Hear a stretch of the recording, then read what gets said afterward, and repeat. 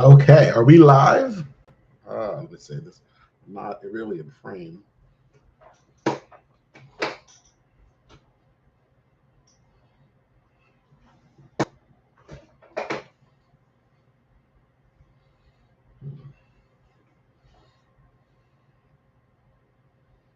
right. Yeah, two. Not really in the center. Hold on.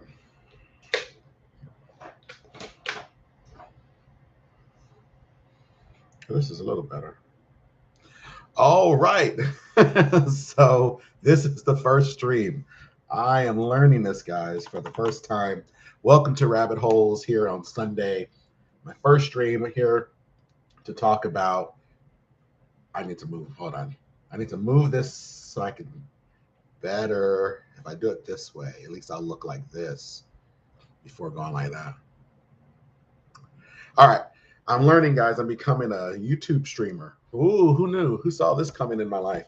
So today I thought it'd be fun just to go down a few rabbit holes that I have here that I'm just thinking about now that things are going on. Let's start with what everyone's talking about, seemingly. When I say everyone is talking about, that's normally code for you're in an ecosystem or you're in a bubble where everything is going on. So you think everyone's in it, but just because you're in the bubble. But the Odyssey. I wanted to talk to you guys about my Odyssey of the Odyssey, right? This movie has come out in 2026 here. Obviously, Christopher Nolan. When this was announced last year, I was over the moon because it was a new Christopher Nolan film. His movies have been great. And the Odyssey felt, no pun intended, epic. So I was like, I'm all in. I can't wait to go see this. And he's filming it all on IMAX cameras, like the whole movie. I remembered when he had done Dark Knight and he had filmed, I think it ended up being 2 different scenes using IMAX cameras. And you do feel those differences when you watch. I know I did. That first scene when they shot the thing out of the glass in the building when they had to propel to the other roof of the bank. And you could tell the scope, the difference. It was really quite remarkable. Excuse me, guys. Let me take some water for a second. All right. I'm nervous. Look away. All right. So that was really cool that the Odyssey did that. It was exciting. I liked it. I mean, the Dark Knight was good. I liked it and everything else. Hold on. I got things in the way. Look at this, guys. Can you believe this? Here's what we're going to do. We're going to do that. Even better. Look at that. Okay.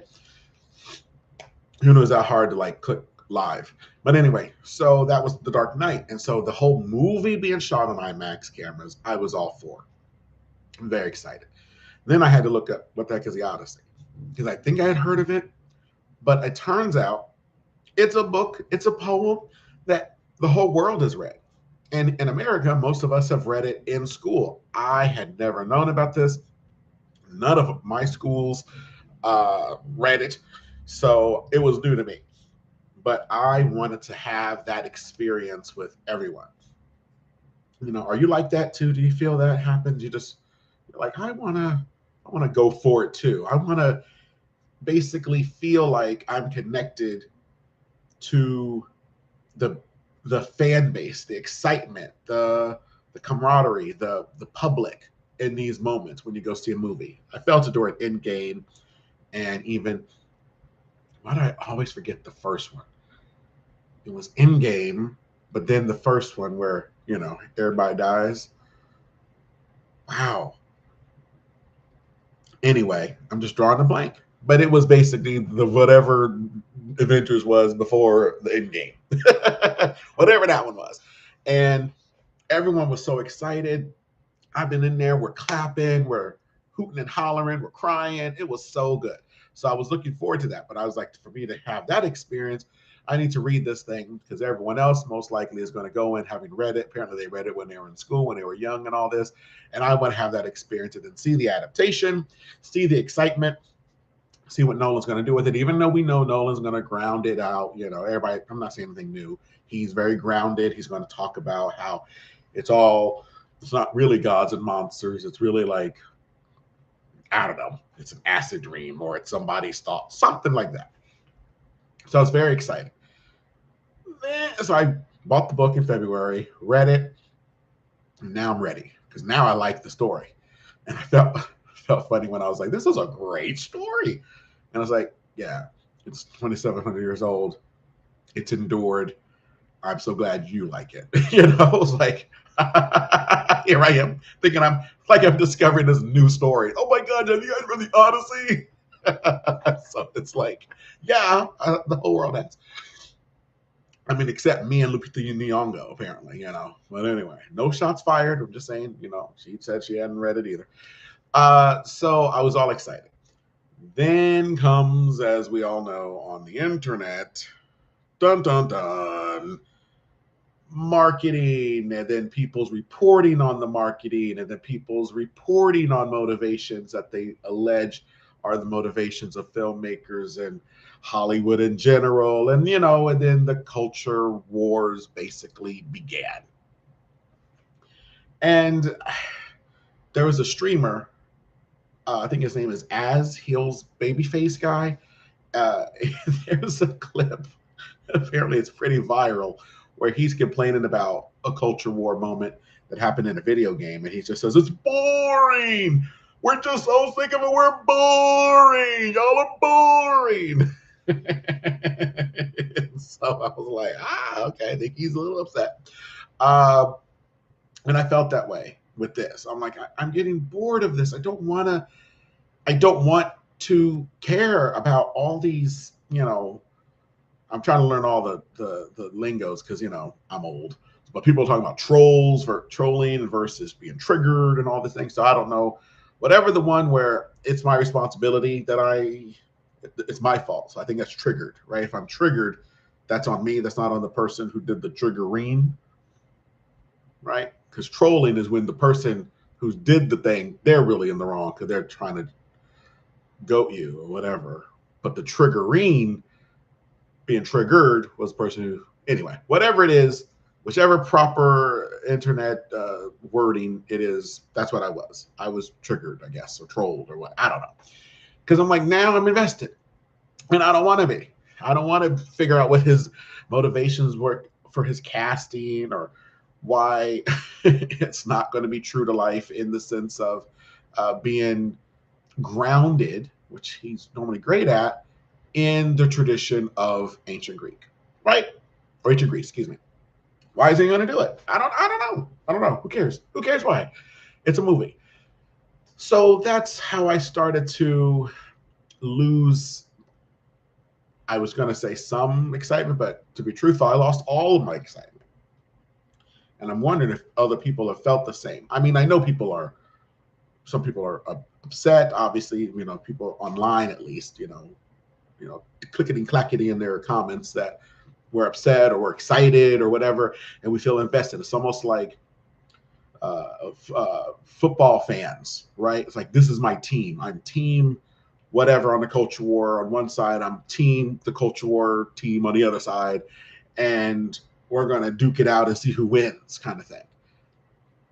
I just want to see a movie. I just want to enjoy a movie. I just want to see a great movie. And all my excitement left. And it sucks, I was like, I don't want to, as we all know, the world, is going on right now. The world is, and has always been something to endure. So you look forward to your moments of reprieve. You look forward to little respites, little relaxations. Just going to see a movie, paying too much for the ticket, paying too much for the popcorn, paying too much for the drinks, paying too much for this, with the candy or whatever, or sneaking it in if it's for some of you who do that. Whatever it is, but you're looking forward to it, and you laugh, you cry, you talk about it after, you get into debates with your friends about it. No, this was the best one. No, that's the best one. No, what are you talking about? You have no taste, and then you move on with your life.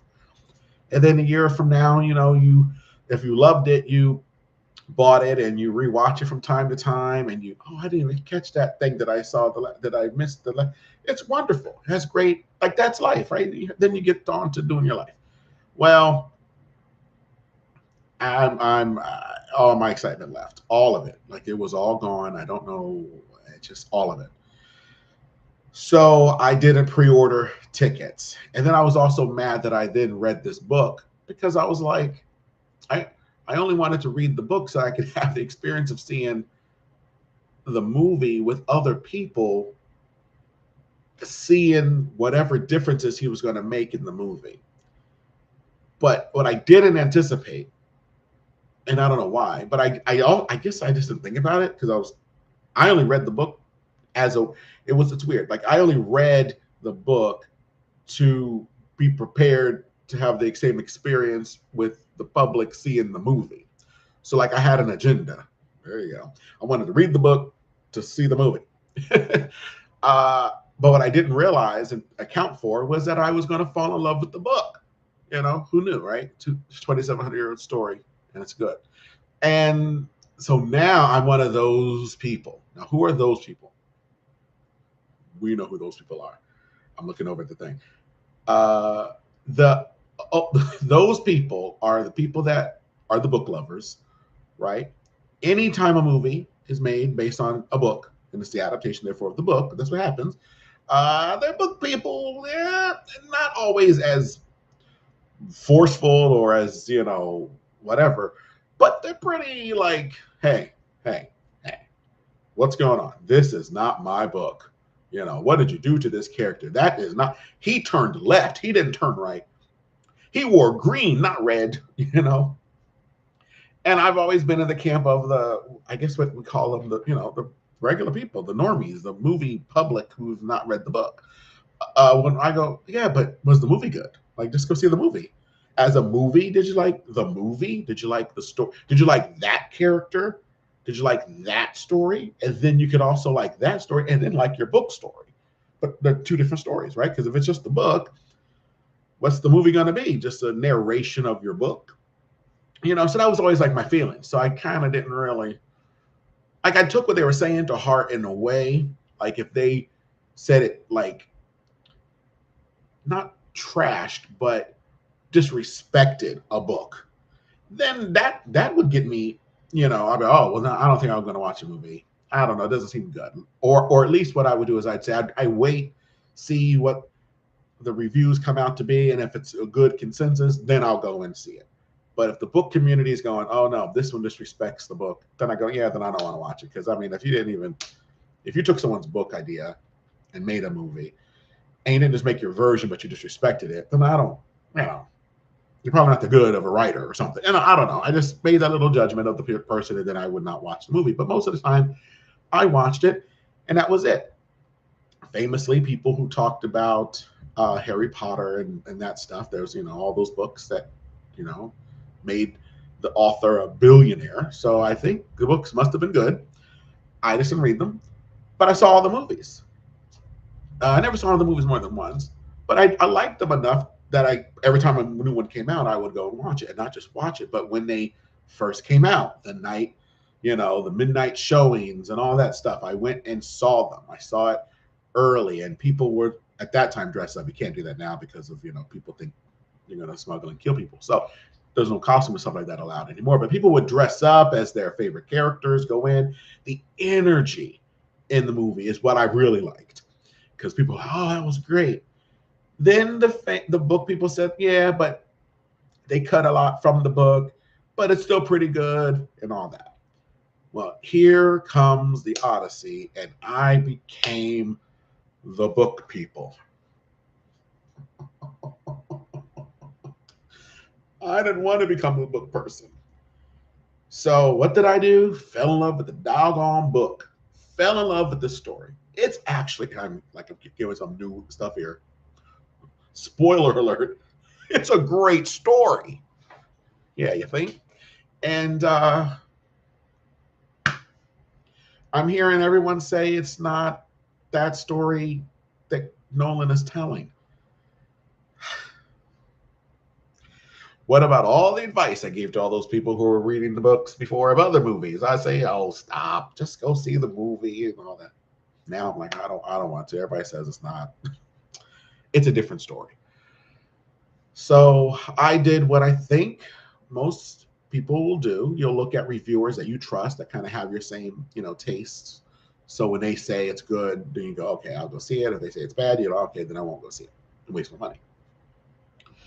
This one, after I watched all the reviews, I was like, wow, even though it's everywhere, the people that I respect that I have the similar taste palette to, they were saying, well, the movie itself, objectively, as a film, isn't very good.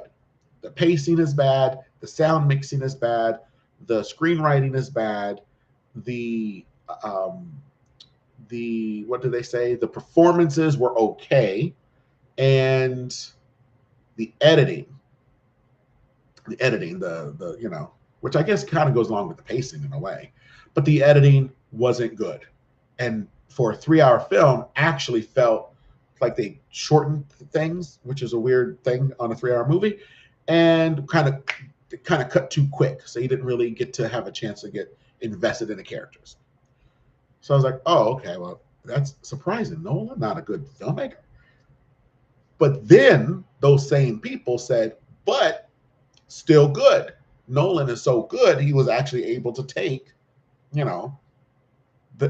these things that were not good, but still made a fun movie, or at least a good looking film. They say it pays off in the end. Well, some of them, 2 people of the reviewers absolutely trashed it with zeros. Like they said, no way, Jose. So that got me to go from all the excitement in the world to then no excitement to see it. And then I made a decision not to go see it at all. And then after Thursday night, or was it Friday night, of really staying up late into the midnight hours, watching review after review after review, the spoiler versions, because what are you going to spoil? And then finally going, well, there's enough there where the consensus seems to be it's a 5 or 6 out of 10, with a few scores that were at 8.5 or 9. Excuse me, one was at an 8.5 or a 9. One was at a 9. One was at a 7, and the rest were either 5 or 6, and the last 2 were 0. So I said, okay, now it tells me it's good enough that I'll go see it to judge for myself. But now at least I can go in with managed expectations, so that I won't go in and feel disappointment. I won't go in going, it's going to be the best movie of all time. It's going to be wonderful. It's going to be, no. I'm going to go in thinking, all right, it's mid. That way, if it is, hey, no skin off my nose. If it's bad, yeah, I'll be disappointed. But I really can't imagine it's a 0. I mean, I respect the reviewers that gave, the 2 people that gave it a 0, but I don't think it's a 0. Who knows? I'll give you an update. But we'll talk about it next Sunday. But I said, okay, so it's probably going to be a 5. But there's a chance I could love it. It's a chance it could be a 9 or a 10. It's the best of all time. So I said, okay. But because my excitement is gone, because we're going to talk about that in a second, about being triggered, I really don't want to see it. So I'm like, but there's getting enough reviews in a good way. So I said, here's what I'll do. I'll compromise. This is with myself. It's not like it matters to the world, right? But to me, I was saying, well, so here's what I'll do. Here, I'll make this this compromise. I'll go see it. Since Christopher Nolan did it on IMAX cameras, 70 millimeter, I'll go see it at the IMAX the way he intended me to see it. But it's got to be during the weekend, because during the week I'm busy. So it's got to be a weekend. Can't be the first show. That's too early, 10 a.m. Who's doing that? It can't really be the evening shows, because I don't want to go in around 6:30 or whatever, and then not be leaving until 10 or 11. That takes the whole night away. So it's going to have to be like that afternoon showing. So it needs to be a weekend afternoon showing, either Saturday or Sunday after church, and then I'll see it.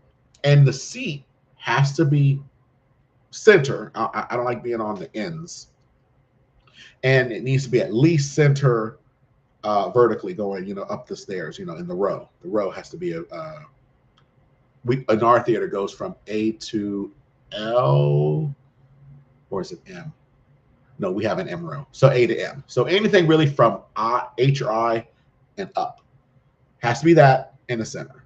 If none of that is to be, and it's going to be there for at least 4 weekends, then I just won't see it. But if those conditions are met, I'll go see it with managed expectation, and the world, all is right with the world again. But so that's my Odyssey, really, with the Odyssey. I'm interested to know what your Odyssey has been with the Odyssey as well, because I'm just wondering if that's, I mean, I am extra and dramatic, and people always say that, but I also think I just don't want to spend all that kind of money. But this is a testament to how good Christopher Nolan is as a filmmaker, that at least I'm thinking about it, right? So my issue now, is, and it's more of a complaint, but why? This is fighting against, what is it? Shaking your fist in the air, and what is it? So what is it going to do? We can't go back in time. We don't have a DeLorean and all that. Doc Brown destroyed it. But what is the point to the public, the audience, knowing everything we're knowing about movies and television shows? It's destroying the industry. It's destroying the fun.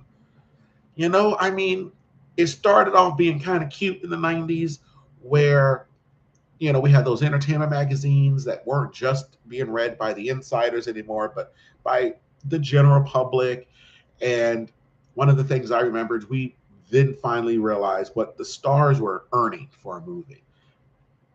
And it would be on the news, not even on entertainment news. I remember still as a kid and watching the TV and finding out that Jim Carrey's just signed on, or Jim Carrey earned $20 million for The Cable Guy.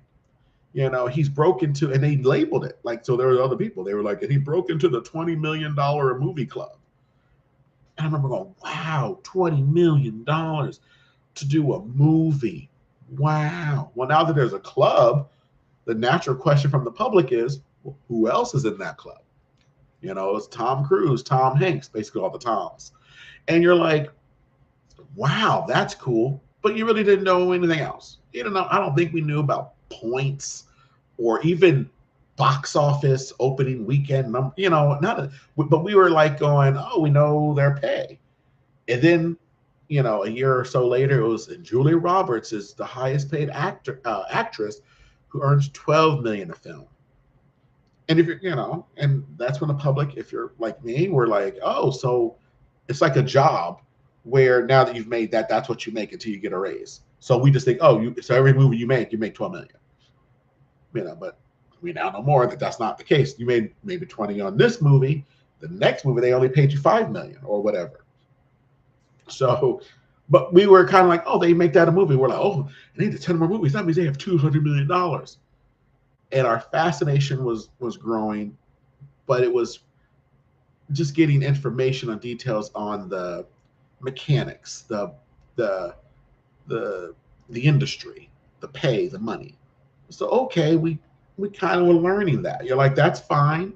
We're moving on. We're getting this stuff. We understand what's going on. Then it was all the box office, what it made, what their budget was. Remember that? Remember Titanic?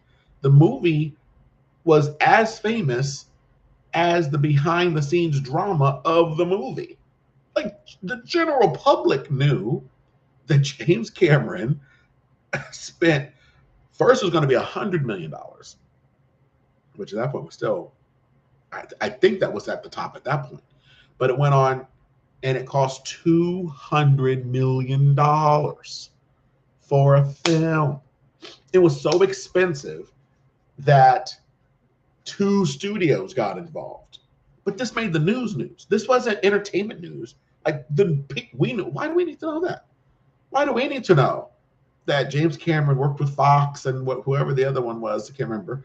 And they had to pony up the 200 million. Then remember, it was news that he gave up his salary for it or something, or his ownership. See what I mean? Like, we're not. We don't just go see the movie. Is the movie good? Like, what's it about? Titanic? Oh, you're saying there's a ship, a famous ship that drowned? Oh my gosh, it's horrible. That's what we should know. You're making a movie about it. I don't know. That's good. That's not quite entertaining. Like that shouldn't be. Then it was. It's a great movie, but that's we knew about. So going in, you're going, oh man, this thing better. It better make its money. He spent $200 million. Like that doesn't. Audience, we don't. Does that make our movie watching experience better? Going, wow, this movie is really good. Yeah, this is 200 million.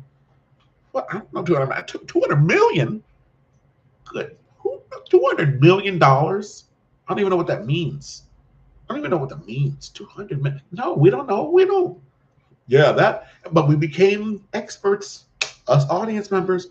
Yeah, this film looks like it is $200 million. I can see they had to go to the bottom of the ocean. You said, they had to reenact the Titanic. They had to build it from the sound stage of Ooga area, and they had to, build up their own ocean. And Kate and Leo were in water, submerged for 20 hours a day. Who cares? We don't need to know that. You know what I mean? Like the general public. I mean, again, y'all want to go down the rabbit holes, as the show is, fine. But like I'm talking the general, like this became stuff everyone knows. So even if you didn't know anything about it, you thought you would all pay attention to that kind of news. When you went to go see the movie, you're like, oh, this is the movie that was like mad expensive, right? Yeah. How did you even know what it was expensive or not expensive? Just go see the movie. Seeing if it's expensive or not expensive doesn't mean the movie is better or not better. Why do we need to know that? We need to know what the movie is about, how long it is, and from other reviewers, was it good? 2 thumbs up, Siskel and Ebert. So but it started innocently enough. See, we just kind of knew, we kind of knew. And what this started to set up for us is, I don't think we saw this coming, but now we know about we know, the public knows about a movie. We know about a movie that's going to come out in the year 2028, February. We know about it now. We know they just started shooting the film. We know the director had issues personally, which kept him from getting back to work quickly on the film. We know that director may have issues with the current studio CEO or the CEO of the studio president. We know that. Why do we know that? We don't need to know that. Maybe we need to know, oh, the movie's coming out in 4 years. We don't need to. Lord Jesus. So we know too much. And so when it came to the Odyssey, now it's not enough that we know what we know. It's not enough that we know that this is the first time using IMAX cameras. He fought to have that. He fought to keep them even after the Spider-Man movie was going to be released. That they can't use the IMAX for the first 2 weeks of the release of the Spider-Man. We also don't need to know that, really. You're like, well, no, we do because we're pre-buying. It's like, no, we don't. No one knows IMAX, premium, whatever. When you're clicking the thing ahead of time, you already know what you want to see. Is it at that? You're not going, oh, if it's not at the IMAX, I'm not seeing it. Normally, the way I am now with Odyssey, right? Because think about it. If he had just said, oh, yeah, they filmed IMAX cameras. Oh, that's so cool. All right. I mean, I don't know what that means, right? The public would just go see a movie. All right. Oh, the IMAX one is full, but look, they have it on the other screens. I'll see it. It's the same movie. No, you must see it there. See, like it's just a little bit too much. But anyway, so we know that's going on with him. Then we know which translation of the Odyssey the brother used. We know the motivations of the author, or I guess the translator of that work. We know her date of birth, her social security number, her favorite color, her take on the world, her framework, her politics. Why do we need to know that? We don't need to know any of that. We need to know her translation. We have to understand in literature, you should know where one framework is coming from. No, we should know what the heck you're doing. You're going to translate it. Okay, so to the average person, well, okay, translate it. If it says akabaka akabaka, and akabaka akabaka means blue, red, white, blue, then say we're going to translate it to red, white, blue, or whatever. Or if you say, well, actually, it had a certain tone and a rhythm to it. So we can't just, so I, in my translation, didn't go blue, red, whatever, da, da, da. I put it as red, yellow, white, and blue, so that as you said it, you get the same tone, feeling the way they got it original. Like, oh, that's cool. We know you changed the words for that. That's all we need to know. We need to know your politics. We don't need to know who you are, your favorite color, your social security number, your date of birth, where you lived when you were growing up, who's your best friend and your favorite color. Oh my goodness. So then when it comes to this movie, we shouldn't even know really, and I know this is going to be a thing people push back. Perhaps, maybe I'm wrong, maybe they won't. Do you think we need to know casting? Now, I think it's great once it's cast and the movie's done and it's getting ready to be marketed. If you casted someone who's a great actor, right? Who's known already, because that's the only reason you need to tell us. Otherwise, you don't need to tell us who's in it. If it's at the Odyssey, starring Peter Ballagry, Peter Ballagry, like God bless you. Like no, that's his name, Peter Ballagry. I don't know who Peter. What? So we don't need to know starring Peter Ballagry. We say the Odyssey, boom, right? But if it's a famous person, the Odyssey, starring Matt Damon, you then put that out there, right? Whoever it's starring, that's cool. That's cool as the main person, because the story is the main person, right? The Odyssey is about Odysseus, right? So you boom, check it out. So hey, who plays him? That's great. They got a big person who plays him.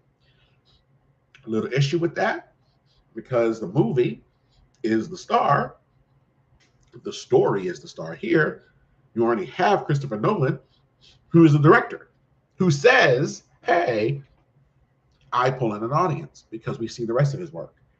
And his works, even though they are different, are pretty the same, right? So just say Christopher Nolan, like, ooh, Christopher Nolan, The Odyssey, starring Peter Ballagry.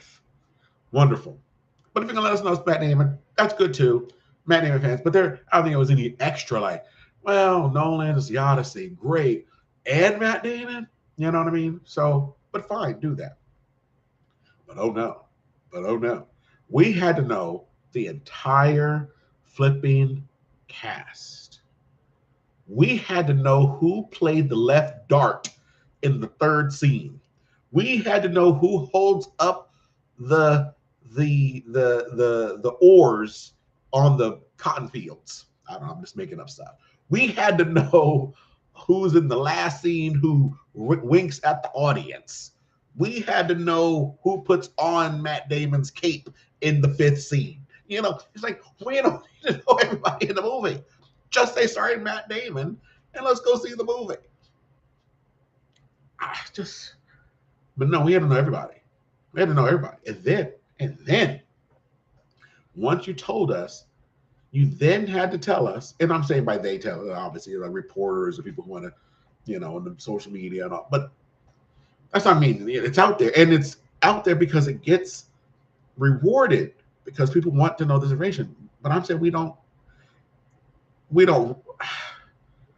may want it, but we want it in the way we want to eat Big Macs for breakfast. You know what I mean? Like, Yeah, cool. But no, don't give us just because we want it for breakfast. Don't give us that.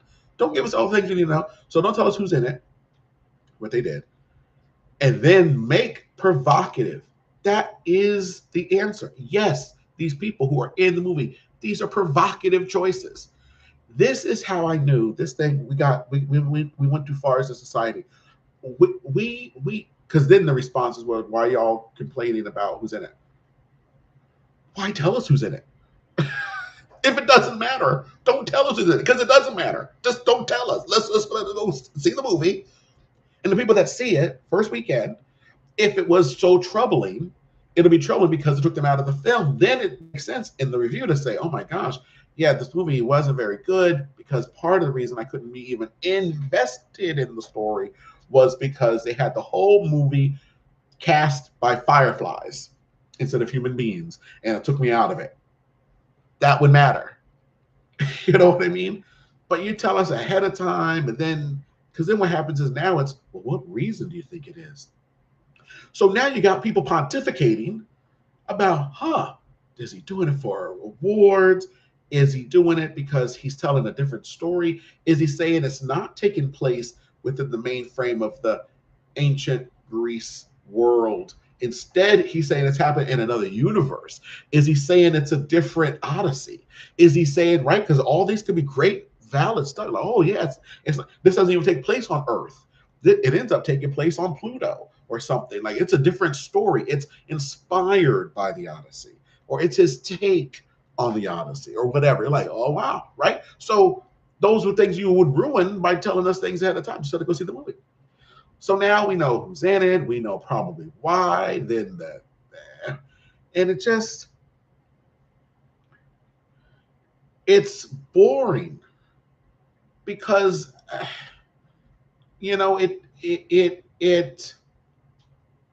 it's pointless. I rarely, I know everybody has their own thing, but it just feels pointless because how when we watch television or streaming or online, I don't even know what to say anymore. What do we watch? We don't watch. It's not really TV anymore. I don't know what to call it. When we view media, we have people called pundits, right? And critics and reviewers. Sometimes they're not all the same, whatever. And you get their take. That's cool because you tend to like people who are entertaining, who have their take on certain pieces of information. But why do we need takes on this kind of information? And I'm not saying that I'm not one of the people that is now watching all of the takes on this information. I'm saying this from the calls coming from inside the house. I'm one of the problems. I'm consumed by it. It made me not go see the movie. That's so I'm not saying, oh, well, people need to.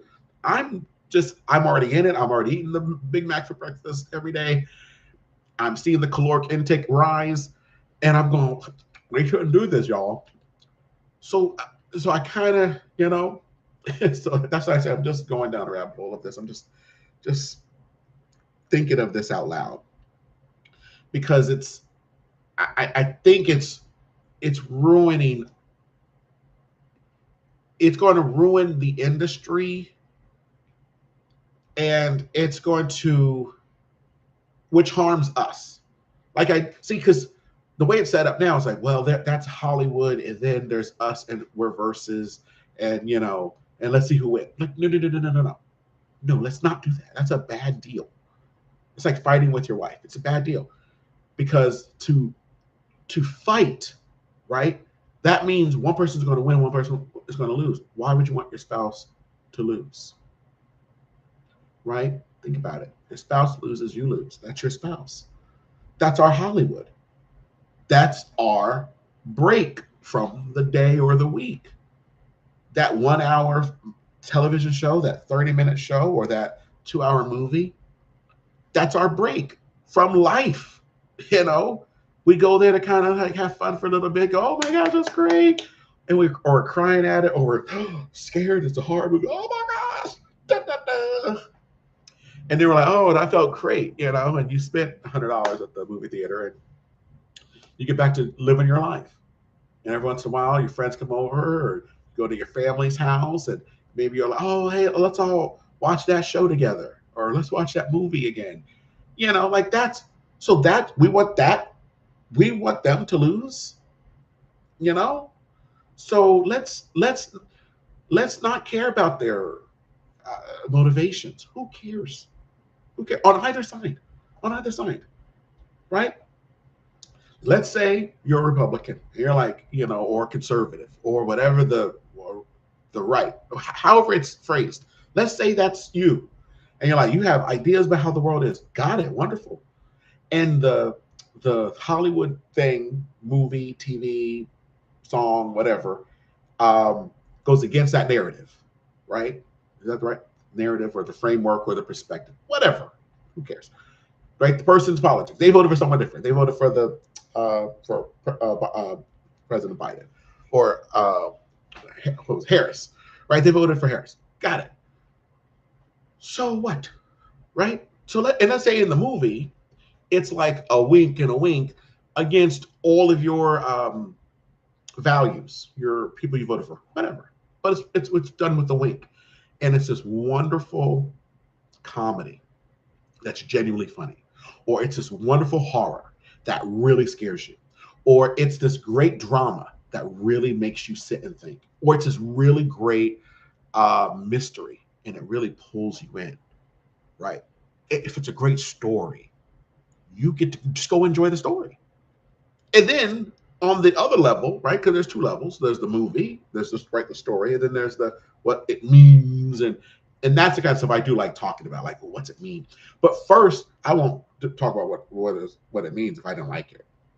I have to like it first, and then if I disagree, I'll break down why I disagree with all the stuff. But I love this story, right? But it's hard to do that if the motivations and the point of the story is marketed as much as the trailer for the movie itself. You see, Hollywood, that's a problem. And let's say you're the Democrat, you're on the left, right? The liberal. And you're seeing the movie Hollywood, and they're saying, see, it's gonna agree with your framework, it's gonna be in your we're gonna talk about who you voted for. We're on the same side. It's it's gonna buttress your take on life, your worldview. We agree with you. You're like, great, but but doesn't the movie still need to be good, right? Or are you okay with the TED Talk disguised as a movie? Like, no, you need it to be good, right? You want the story to be told well. You want it to be entertaining, right? The horror should scare you. The comedy should make you laugh. Ha ha ha ha ha ha ha ha ha ha ha ha ha ha. The people that know, they know. But you should laugh if it's funny, right? If it's a comedy. So that's how you judge the film. See, I'm getting so just into this, I'm losing my words. The genre, whatever the genre is of the film, that's how you should judge the movies. Did it do that for you? Was the story well told, right? Did the characters in the movie, well, first, did you like them, right? Not, do you agree with them, right? Because it's like, well, this is the bad guy in the movie. He does the killing. Yes, but I like him because he's cool or entertaining or engaging or thought-provoking or whatever. Or you feel connected because of his backstory or whatever. You know what I mean? So that's number one. So make the character, flesh out the character enough so the audience can engage. But two, does the character make choices, not that you would want them to make, but that are consistent with what the film has told you about the character so far? So these are how we kind of judge the films. Did it take you out of the film or into the film because of, oh yeah, the character did that. Okay, great, it's good. You see what I'm saying? So, and that's why some horror films, just in general, aren't that good, because the stereotype of them is that the people do stupid things. And so it's not like the movie's bad because they do stupid things, but it can't be as great because they do stupid things, because that takes you out of it at the moment. Because about a horror, you're supposed to feel like invested, like you're there for them. You should be. You should be for the would-be victims. So you should be on their side. And when they go left, when they clearly should have gone right, you're already like, go kill them. And that's not what the the filmmaker wanted you to feel most likely at that movie. So the story kind of fails. So that's why movies should be good or bad. Not what the director was really saying, that he wanted to have an anti Island of Barugi film, because he does like that the Island of Barugi has nuclear bombs focused at Abadubadai. Well, that has nothing to do with anything. In the movie, who cares? That's great. That's your motivation. Did you make a good story? Did you entertain in the story? You know what I mean? You don't have to agree with it. I mean, I liked Bewitched as one of my childhood classics. I grew up watching Nick at Night. Great show. Doesn't mean I'm going to join the occult. I don't agree with witchcraft. You know what I mean? Goodness. But was it a good show? Yes. Well, until the end. But yes, it was. It made me laugh. It was funny. I was invested in the characters. They made choices, even though I didn't like some of their choices, that weren't consistent with what we knew was true of those characters. And I think that's what helps. Because now when we're watching movies or about to watch a film or a TV show, it's like, well, what's the message behind it? The message, right? Well, that's always been the message. I mean, if you look back at probably all movies in Hollywood, all TV shows. I mean, the stereotype is creative people tend to be liberal. That's all. And the owners of the studios would probably lean conservative, because the stereotype is conservatives make great business owners. So it's like it's a blending. Who cares? Did you like the story? Was the story good? But now, because the information not just came out that we know everything, or at least we think we're reporting that we're knowing everything about the motivations behind decisions, the decisions themselves, casting. Who knew casting was a thing? Like, you barely think of it. You're like, you just knew, oh, so-and-so's in the movie. I don't even think that verbiage casted in that movie. That person was cast in the film. I don't know. I grew up thinking, oh, that's a Tom Hanks movie. I mean, I didn't go, oh, the filmmaker or the casting director hired Tom Hanks for this role. I don't. It's a Tom Hanks movie. So what happened, I suspect, and I wonder if you agree with me, that it basically, with the more information we got, we became tribal, and now we're invested, because now our movie, the one that we like, oh, it's number one this weekend. It made $72.8 million. What does that matter? Now, there's obviously things, right? I'm overly simple, because if it doesn't make any money, we don't get any more of them or something like that. That's, but you know what I mean? We don't need to know it made $72.8 million on a budget of 150. Who gives a rip? Just, was the movie good? Just like it. Do you want to go see it again? No, I don't want to see it again. Okay, then what does it matter the second week drop off? In fact, how do we even? I'm mad I know that phrase. I'm mad I know what the second week drop off phrase means. I'm mad. I just want to see the movies, the TV shows. But now we're triggered, because now we're divided in yet another thing. It's like in every single piece of life, we just have to be fighting about something. I don't know. It was nice. It was nice not knowing all that. I was talking a few weeks ago. I had this conversation about my favorite movie, Mrs. Doubtfire. It's my favorite movie of all time. Now, does that mean it's the best movie of all time? No. But it is my favorite movie of all time. And hot take, I actually don't agree with one of its core messages, right? At all. Like, diametrically opposed to it. But guess what? It's a movie that did a great job that I watch every year. I love it. It makes me laugh. I laugh at the same jokes every time. I cry at the same part every time. Mrs. Doubtfire, the message is the divorcee, the one who filed, the parent that files for the divorce, who initiates the divorce, is the hero of the story. It's heroic. It's a good thing. It has a good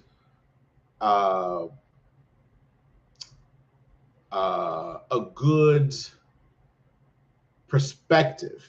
It's heroic to do that, because in the movie, one of the lines she says is that she didn't like who she became when she was with him. You know, a bad mother, basically, or at least a side of herself she didn't really want them growing up with, that type of energy in the house from her. So she made the heroic thing to move on from him, to leave children, which did harm them. But in the end, the movie suggests made everything work out. And it's a beautiful message, because in real life, right, the message, and so now that's the movie, but now in real life, guess what? Lots of people live in families of divorced parents. Shocking. It's actually common. So in real life, there may be a child who's watching that film who gets that message and feels a little better. So that's a good thing. Great. Now, I just don't agree with that message. So then I go, well, so now I don't like the movie because the message about it, what they should have done did. No, I don't judge the movie for what it didn't do. I don't judge the movie that didn't appear on the screen. I judge the movie that did. And this story about that couple, about that family in that universe, telling that story was wonderful. It was hilarious and consistent and really, really, like, well done. I was just, because I was having a conversation a few weeks ago, and I thought we were talking about the scene where the judge at the end of the movie. So here, it's a silly premise, right? If you think about it, a guy dresses up as a woman. All right, I think that's pretty common nowadays. So that's not like earth shattering. At the time, it was, but that's a big deal, right? Oh, that's what it is. And normally with movies like this one, what happens is, sorry, the computer's doing cool stuff. There we go. What happens is the audience is with the protagonist, right? We're on Daniel's side the whole movie. He's doing stuff that are like, maybe he shouldn't be doing that. He shouldn't probably be doing that. But we're with him. We're so with him that even when he's doing what he's doing, we don't care. Until the second scene with the judge. When Miranda had found out hilariously, oh my God, the whole time. Oh, don't talk to me. Don't touch me. I have to go. We have to leave. We have to leave now. I have to go. We're going. Love that scene. And it's funny. But if you think about what just got realized on her part for that person in that moment, is pretty insufferable. She just realized that her ex-husband has been in her home.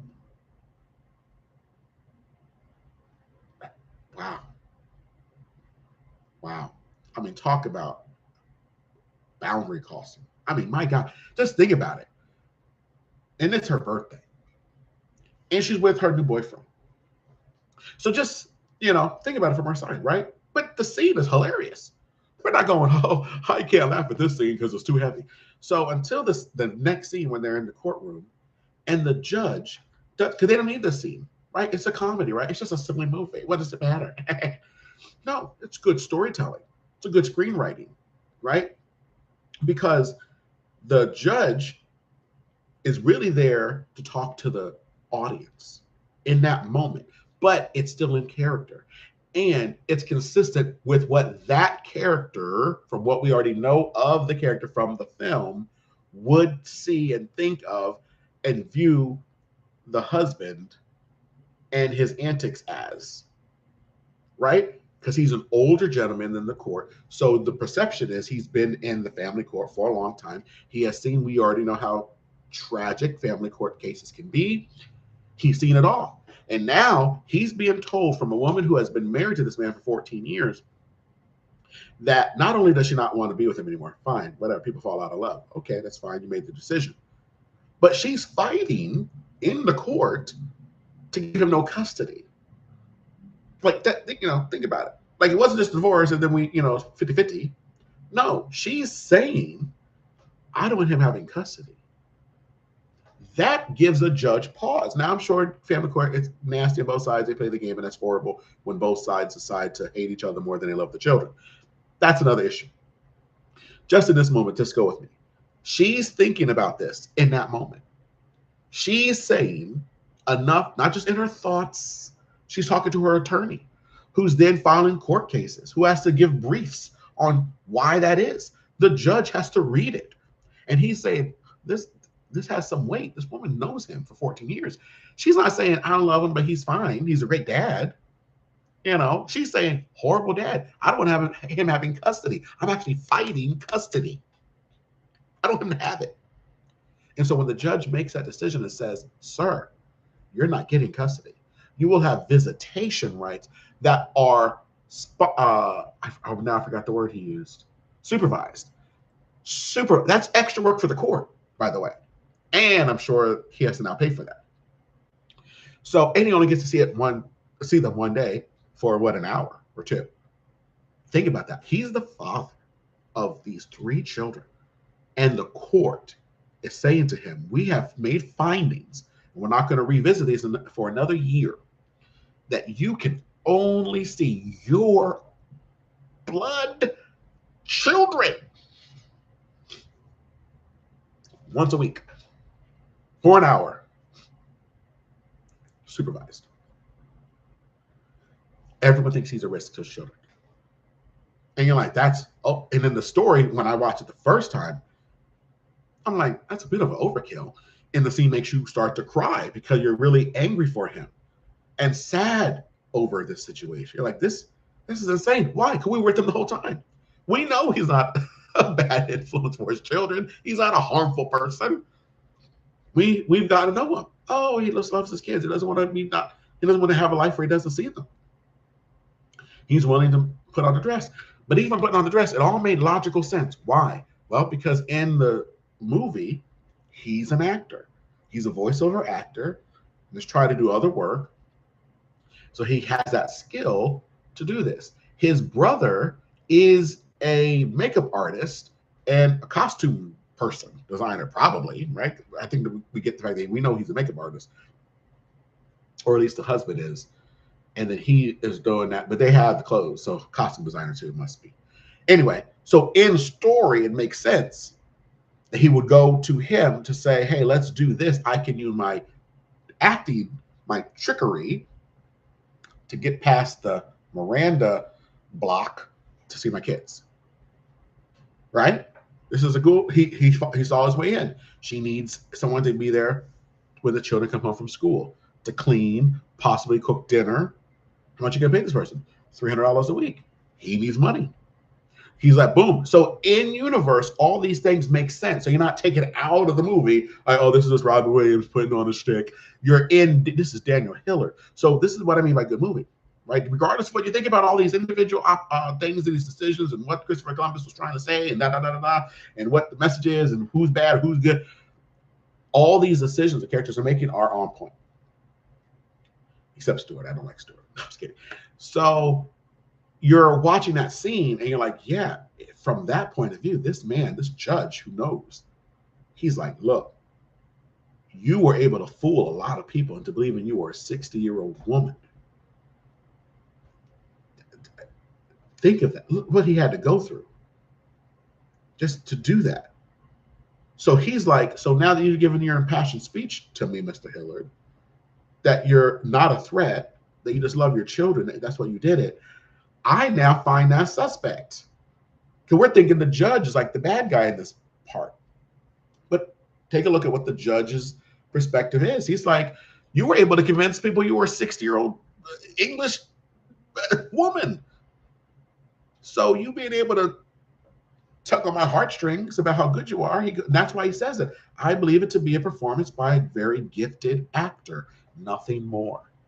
Which is also a little cool to see because, of course, he is a gifted actor because Daniel Hiller doesn't exist. It really is Robin Williams, and he is lying that he is Daniel Hiller, lying that Daniel Hiller is a real person enough to be sad about this. You know, so all these things, but Daniel Hillard is a gifted actor. So it's layered in that way. So I'm just bringing this up just as a point of viewing movies. So people can come away and go, yeah, well, I didn't go see the movie because I don't want to see a man dressed as a woman for what that may lead people to do in their life. Okay, that's fine. But just don't say it's a bad movie on that premise, right? Because the story, you have to judge the story. Was the storytelling well done? Good editing, sound mixing, story, performance, cinematography. Was it good? Did you have a good time? Were you entertained? So I think, could you imagine a movie like Mr. Doubtfire came out today? Right? The way, that's what I'm saying. It'd be like, oh my, yeah, oh no. You know what they're trying to do? Hollywood's trying to get everybody to put on a dress or something, all men to put dresses on. And ironically, want all the women to put pants on. Oh, it's, what's the thing? It's, the mom is like, they say ball buster or something. So it's a woman being a ball buster or something. Could you just imagine just the frame now? Because now we're all used to like, okay, hold on, the movie's not coming up for another 2 years. It's going to be about Mrs. Doubtfire. It's going to be doing this. It's going to be taking place in San Francisco. So they have an agenda. And could you imagine breaking it all down? Like, oh my gosh, just go see the movie. Is the movie good? And then separately, are the implications of it for real life something you're going to do or not do? That's fair. That's fair. But to see the movie. And I think it's robbing us of just enjoying films again. And if we keep going down this road where we know everything about every filmmaker, all the tweets they ever tweeted, when all the thoughts that they thought to tweet while they tweeted it, and we know who they voted for, we know why, and we know their motivations, and we think we know their agenda, and it should have gone to that actor, but then they snuck around in this one, and this one, effed around and found out or whatever, and this owner, we shouldn't even know who the studio owners are. Right now we know too much now. We even now know that the studio is now being bought by another studio, and then it was owned by another company for a bit, but then there was a bid for the thing. We know too much. Oh my gosh. Let's take a break. Let's take a beat. Let's just see movies and TV shows. Whoever needs to buy it, buy it. Because now we're all invested. We all have takes now. They're like, well, no, we need to know because Warner Brothers, it's an institution and it has a lot of IP. Another phrase I'm mad I know. And if that studio goes away and well, maybe they shouldn't be in $64 billion of debt. If they're so great and so wonderful, why they owe so much? So, and now we're down in that rabbit hole. So it's just, and it's fine if it wants to be in a certain segment in the world. And it was easier before there was internet for that because you had to go get that publication. You had to go to that library to pull up those news articles, to go through those microfiche. You had to do that if you cared enough to go down these rabbit holes of movie making behind the scenes. The only thing we knew about behind the scenes were bloopers that happened at the end of DVDs, or sometimes at the end of the movie itself, like Rush Hour 2. I love watching the bloopers at the end. That's the inside baseball we knew. That was the extent. So when you're watching a movie the second time, you're like, oh, when he kicks the guy out the window, I now laugh because I now know he said he's not going to be in Rush Hour 3. So, but we didn't know. Oh, I wonder if Jackie and Chris got along, and did Jackie have a political motivation that Chris didn't? And did the director say something to Jackie one time about his neighbor and their dog? And did he fight his dog with Michael Vick's dog? And who gives a care? I mean, care about all the things, whatever. But this is the movie. Is the movie good? Yes, yes, darn good. So can we just get to that again? So I don't know. So this is my first stream. We'll be back here next Sunday at 2. It'll be a 2-hour stream. This first one here is I did it unlisted because I started it. It was supposed to be a test, but then I loved it all, the way through. I hope my audio works. I hope everything is in the frame. We're going to find out. I'm going to leave it up. Who gives a care? If it didn't work, I'll get better next time. Leave all your suggestions in the comments below. Like, hit subscribe, whatever, all the YouTube things. Oh, and I had a cool thing I was going to say when I end these things. And it's going to be natural. You're going to love this. It's not going to feel like polished or whatever. Here we go. Thanks for hanging out. I'll see you next Sunday. And until then, don't be afraid to go down a few rabbit holes. Wasn't that good? That was good, right? Take 2. This is good. See, this is the inside baseball you should know. You should know that I have it typed out here on my notes, and I'm going to say it. Thanks for hanging out. I'll see you next Sunday. And until then, don't be afraid to go down a few rabbit holes. Boom shakala to the boom shaka. Tell it to the glory. Tell it to the glory.